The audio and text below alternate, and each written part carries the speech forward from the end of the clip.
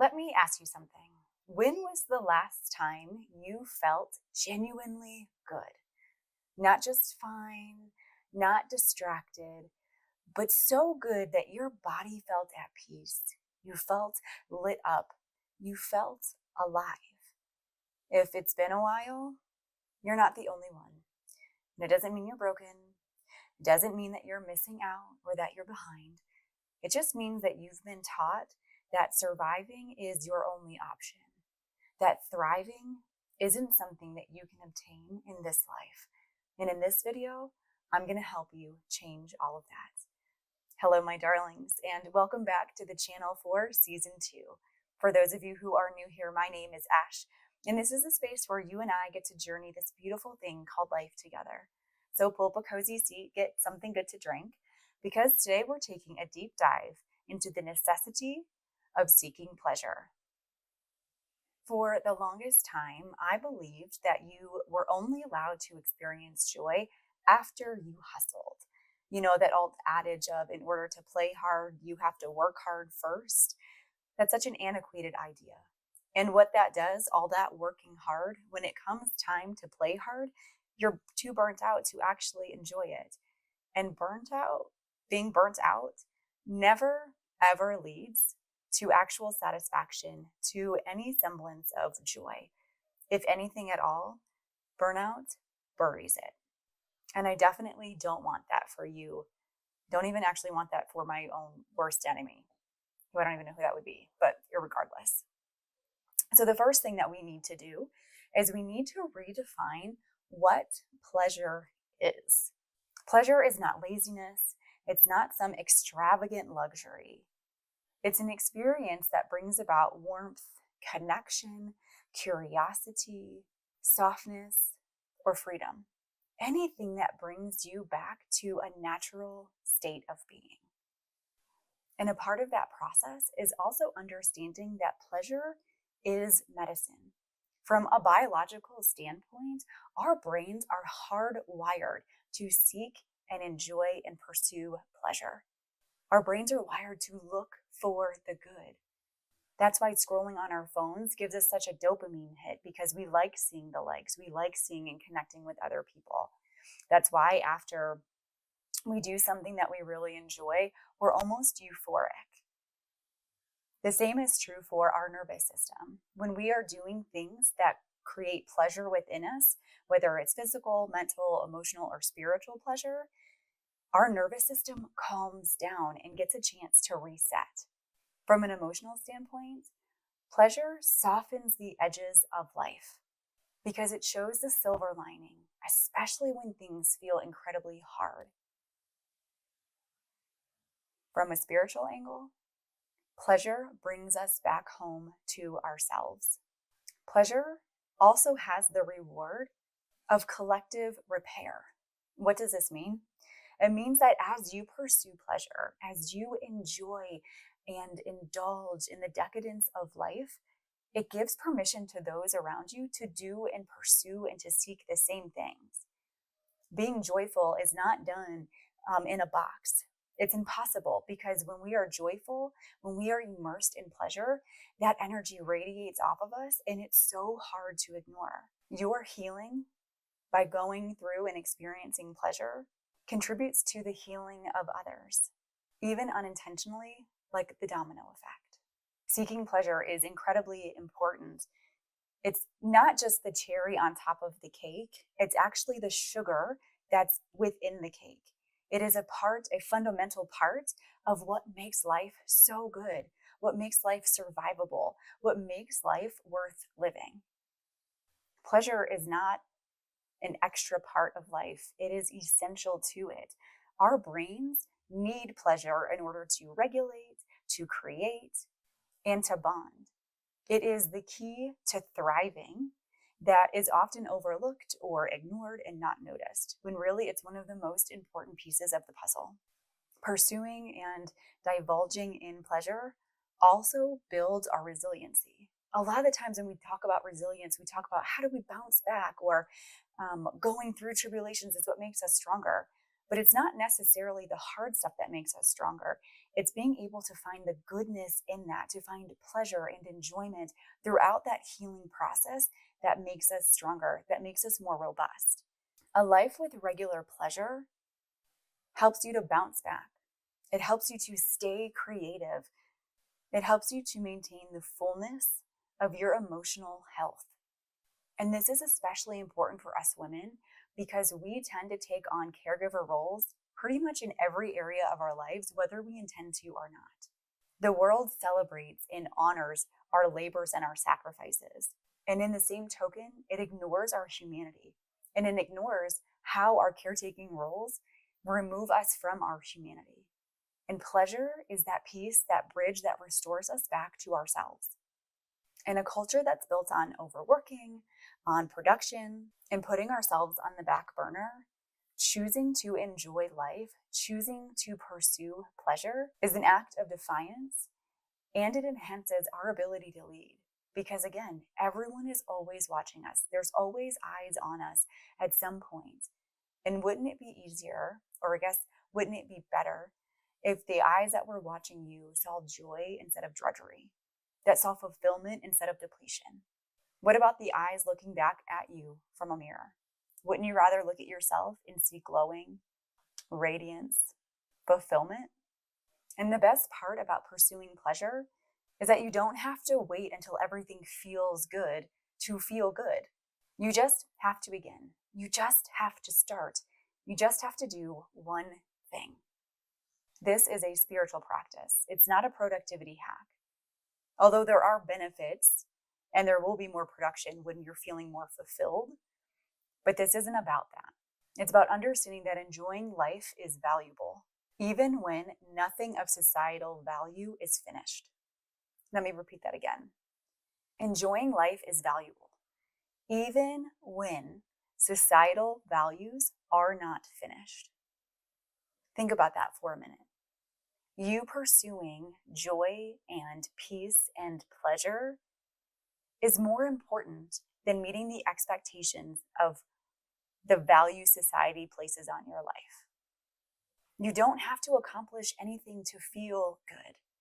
And rewiring that internal messaging is so vital, because marking things off a checklist and pursuing what makes you come alive, those two things are not mutually exclusive. You don't have to check things off in order to have a good time, and vice versa. This is also why focusing on releasing the guilt and embracing the worth of living a pleasurable life gives life more meaning. Now, don't get me wrong. This doesn't mean that we shrink away from responsibilities and we throw all of our to-do lists out the windows. Yes, we have to fold the laundry and we need to go to work to pay our bills. There are certain things that we have to show up for in life, but using the excuse that we don't have time merely just means that it's not a priority, that you yourself, you lovely human being that you are, you're not worthy of having a joyful, pleasurable life. And that's simply not true. You have permission to show up in your own life in fun and fruitless ways without having to show something for it. And there is a big difference between pursuing pleasure and pursuing things that help you numb out from the busyness of the world, from the busyness of life, from the busyness and the demands of everything that's just going on. Nourishing pleasure fills us up, while numbing out is just an escape from life that brings it no value. I recognized this in myself a couple of weeks ago. I actually started this pleasure journey for myself, which is why I'm sharing it with all of you. And I realized that what I thought was pleasurable was actually the bare minimum. I was coming out of a stage, and I'm still coming out of a stage of being burnt out. And so for me, pleasure looked like only reading on the weekends or binge watching TV shows or obsessively journaling. And I thought that was joyful. I thought that brought me pleasure. But when I took a couple of weeks off, not over planning myself, not doing too much during the work week or on weekends, I realized that I couldn't show up for pleasure because I couldn't show up at all. And so in pursuit of that, I realized that I was in survival pleasure or numbing out. And when I took time for myself, I realized that I actually love going out and about and doing things. but I need to see one friend on the weekend, not 7. I need to do maybe 2 physical activities, not 17. Learning to pace myself in order to not burn out on the pleasures as well. There are also 2 things that I came across that were pretty unexpected when I started my journey of pleasure, I guess is what I would call it. And the first was the resistance to fun that I was experiencing. I just didn't know how to let go and have a good time. Literally, I would somehow find a way to complain about the experience or to downplay the exhilarating encounters that I was having, or even worse, if I was able to be present and in the moment for that pleasurable experience, that night or even the next day, I would have this crazy mental spiral that would have nothing to do with my good time, but it would put a dampening on the charm of what I was encountering, of what I was trying to bring into my life. And what I realized is that's actually normal. My body and my mind is not used to relaxing, settling in, and enjoying myself. I have put myself in places where I'm continually wanting to progress, wanting to show production, wanting to do. And so the idea of playing, the idea of having fun for fun's sake, the idea of doing things without there needing to be an end result was unfathomable. And so my mind, in its ever-loving efforts to keep me safe, was ruining that so that I would deter from continuing to have those experiences. And I wonder if you tried this type of journey on any level for yourself, if you've experienced that too. The second unexpected thing that I came across was that I didn't actually know what I enjoyed doing. Like I said before, I thought that journaling was really fun. But do I need to journal in 7 different journals on the weekend so that I can feel good? No, that ended up being exhausting. And it was causing this cyclical part of burnout that I was still feeling. Did I need to hide away and read for 4 hours on the weekend? Yes, sometimes that's wonderful. But to do that every weekend? No, that's not pleasurable. That's me hiding and running away. And so what I had to do was I had to learn what it was that I liked doing. And that's a never-ending journey. That continues all the time. And it turns out that's actually a really beautiful place to begin. I let my curiosity be the compass to explore like a beginner. Now, I'm going to be completely transparent here because when I first started this, I actually turned to ChatGPT for help. I asked her, what are people my age interested in and what are they doing? What things are available for me to do in the local area? What are some unique hobbies that I can get into that are outside of painting and knitting and running, which are my 3 favorite things to do? And I also asked her, what are some things that I could do virtually or online just to not limit myself, but expand what I have available to me? Thank goodness in some arenas that we live in an age of technology. I also turned to Pinterest for ideas. And if you can believe it or not, I turned to my friends and my network and my coworkers. I asked a barista at a coffee shop once what they like to do. I asked the questions to figure out what are things that I'm not seeing that I might be interested in. And the best part was it opened me up to some incredible ideas.